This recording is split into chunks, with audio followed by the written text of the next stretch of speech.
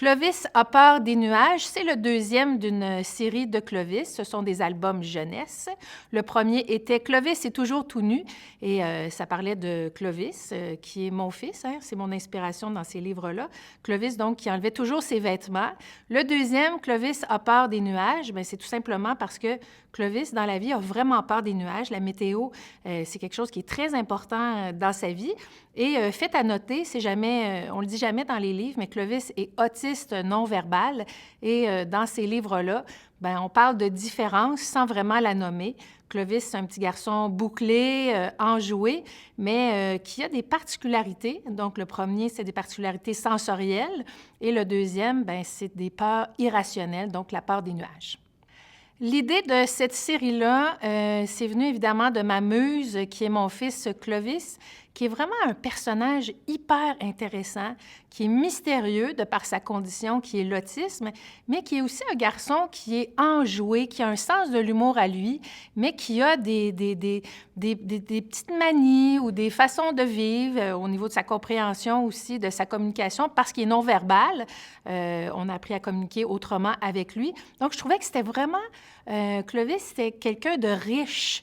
Ses expériences, sa vie en général, c'était très riche.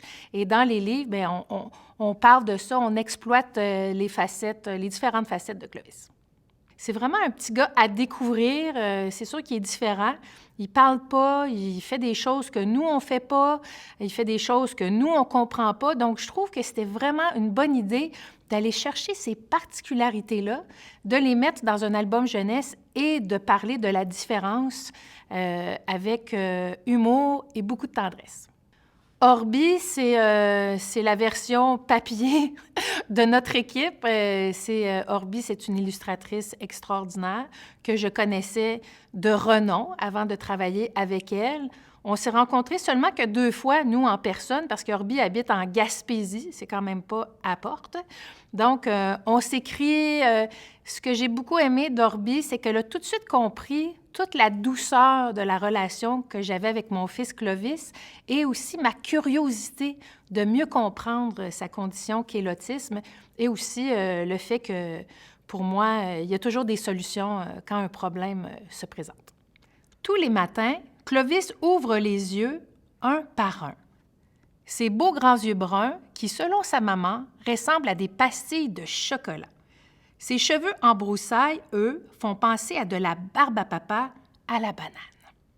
Et son beau sourire, c'est la cerise sur le gâteau. Ne prenant le temps ni de s'étirer, ni de bâiller, ni de replacer son pyjama tout fripé, Clovis fonce vers la fenêtre de sa chambre. Son beau sourire fond comme neige au soleil.